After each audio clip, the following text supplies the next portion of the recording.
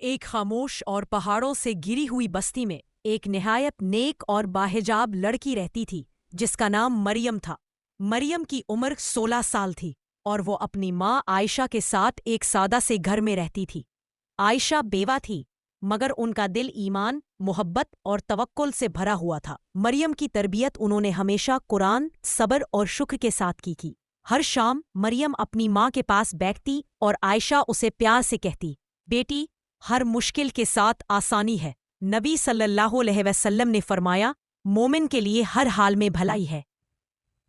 مریم ان باتوں کو دل میں بٹھا لیتی تھی مگر اسے نہیں معلوم تھا کہ جلد ہی اس کا ایمان ایک بڑے امتحان سے گزرے گا۔ ایک سرد صبح جب مریم مدرسے گئی، اس کی ماں ہمیشہ کی طرح دروازے سے مسکراتے ہوئے اسے رخصت کرتی رہی، لیکن جب وہ دوپہر میں واپس آئی تو اس نے گھر کے باہر کچھ لوگوں کو پریشان کھڑے دیکھا۔ اس کا دل تیزی سے دھڑکنے لگا۔ گھر کے اندر گئی تو دیکھا کہ عائشہ بستر پر بے حد کمزور پڑی ہے۔ ڈاکٹر نے معائنہ کیا اور کہا کہ فوری علاج کی ضرورت ہے ورنہ حالت بگڑ سکتی ہے۔ مریم کی دنیا جیسے رک گئی۔ اس نے اپنی ماں کا ہاتھ پکڑا اور روتے ہوئے کہا، امی، میں کچھ کر لوں گی، میں آپ کو ٹھیک کرا دوں گی۔ عائشہ نے کمزور آواز میں کہا، بیٹی، اللہ کبھی اپنے بھروسہ کرنے والوں کو اکیلا نہیں چھوڑتا۔ مگر مریم کے پاس علاج کے پیسے نہیں تھے۔ وہ گھر گھر گئی، دکان گئی۔ کچھ لوگوں نے مدد کی، کچھ نے صاف انکار کر دیا۔ وہ شام تک تھکی ہاری خالی ہاتھ گھر واپس آئی۔ رات کو اس نے جائے نماز بچھایا اور سجدے میں گر کر شدت سے روئی، اے اللہ، میں بے بس ہوں، تو ہی میری مدد فرما، میری امی کو صحت دے۔ دن گزرتے گئے اور عائشہ کی حالت بگڑتی چلی گئی۔ مریم پوری رات جاگتی، ان کے سر پر ہاتھ رکھتی، سورہ یاسین پڑھتی اور اپنے رب سے مدد مانگتی رہتی۔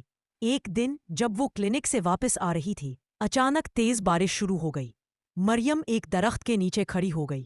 وہ بارش میں تنہا کھڑی روتی رہی، یا اللہ، میں ہار نہیں مانوں گی، تو میرے لیے کافی ہے۔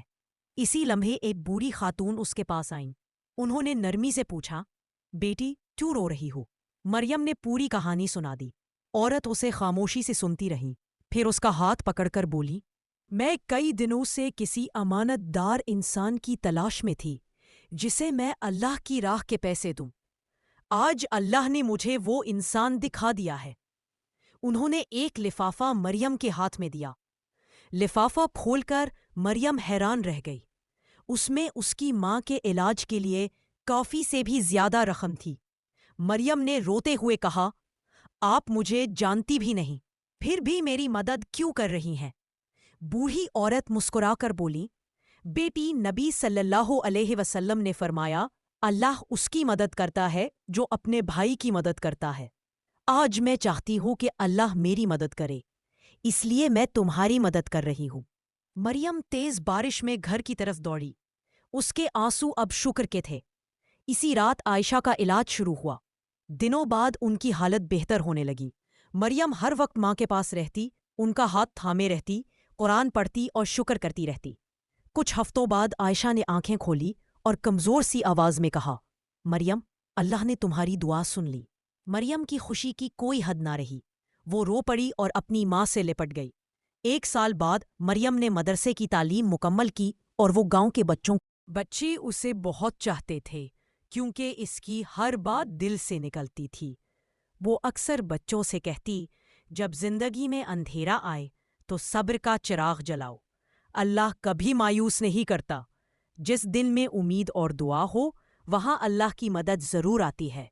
مریم کی زندگی خود ایک یاد دہانی بن گئی کہ صبر معجزے لاتا ہے، دعا دروازے کھولتی ہے اور اللہ ہر مشکل کے بعد آسانی ضرور دیتا ہے۔